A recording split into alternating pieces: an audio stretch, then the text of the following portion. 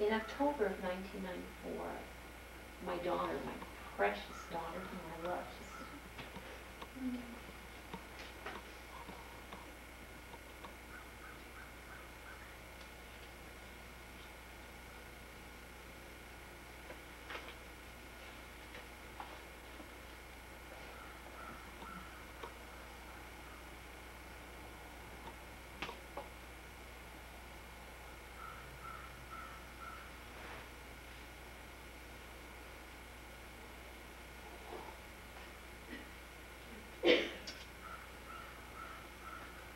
going through some very deep waters.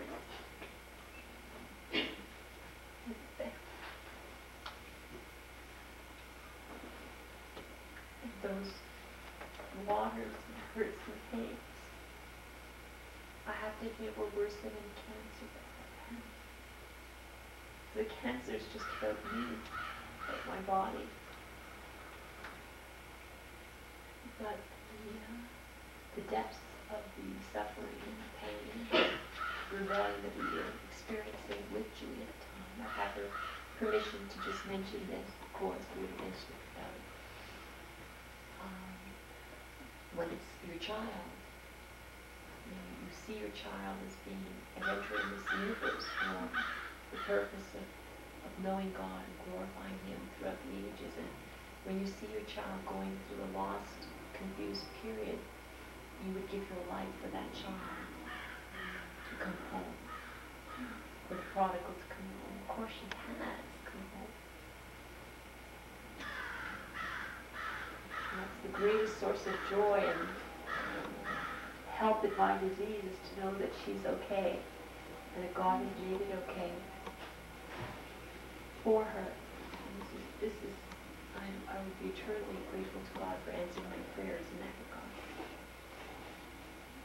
But we were going through such deep waters that we had to make a very personal, humiliating public announcement in our church about the fact that we were out of control. Our family was experiencing a situation over which we felt no control. And we went public with it. And of course, many of you know the fallout from that. And the pain and the difficulty both for our congregation, for us as a family, and for Julie as a struggling teenager at that time. And we had to place our daughter in a group home at that time where she could be more strictly contained and undergo voluntary drug counseling. And she did. And she came out victorious. That's all I'm going to say about that, Julia. Because that's history. We have God to praise for working in your heart, and you letting Him work in your heart.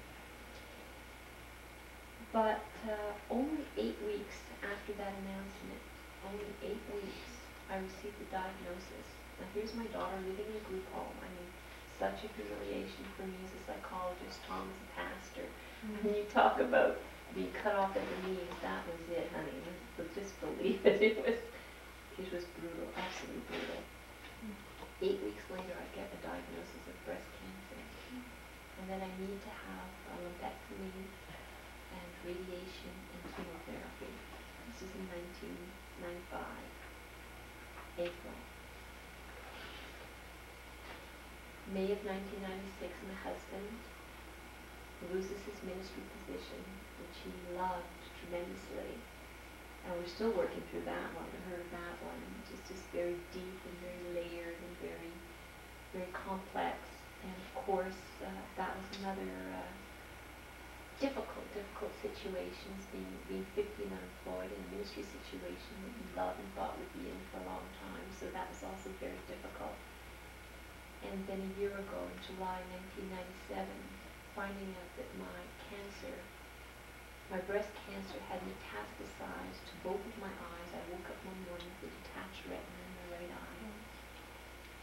And then 8 weeks after that, finding out that I had 2 weeks left to live, that aggressive cancer from my breast had infiltrated my lungs, both lungs, with lymphangenic spread. And if I did not respond immediately to chemotherapy, I would die in weeks.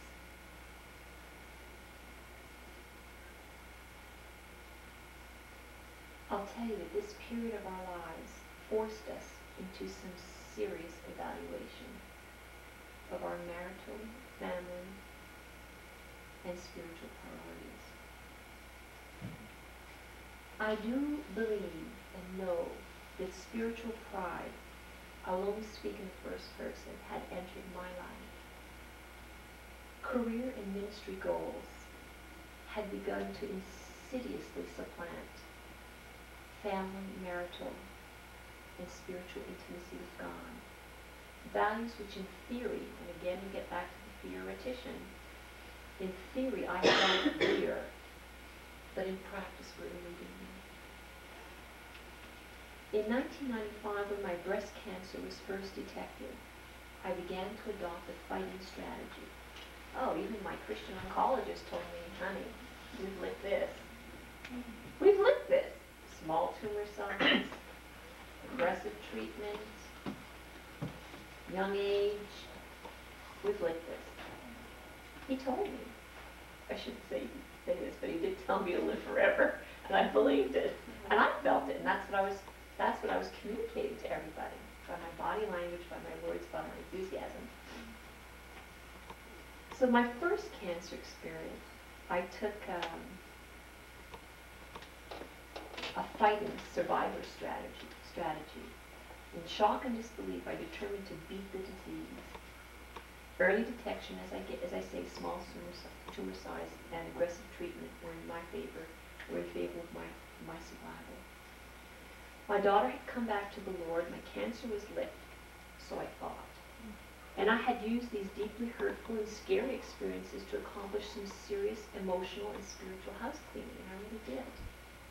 I felt that my motives for serving the Lord and my role as a mother and wife had been seriously re-examined and freshly reprioritized. I felt that God had trusted me with some deep waters and that by His grace had garnered a little insight, maturity in the process. Up to this point, I could see that God used suffering in my life in order to purify my motives for serving Him, in order to humble me, in order to help me to reprioritize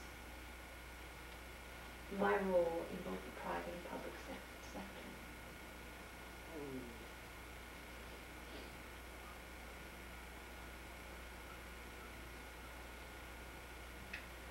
But then I woke up one morning after a wedding at Westview. Tom had already been released to his duties there as pastor, and this was his last wedding to perform at the church. And I went to the wedding Saturday, and I woke up Sunday morning with a detached retina. I just simply could not see out of my right eye. And I learned shortly after that tumors had moved into the choroidal. I had bilateral choroidal metastases. I began radiation on my eyes, and you can imagine my husband was looking for work. He's a candidate at Huntingville. He's looking into possibilities in the States that summer in Ontario, getting calls, checking out possibilities.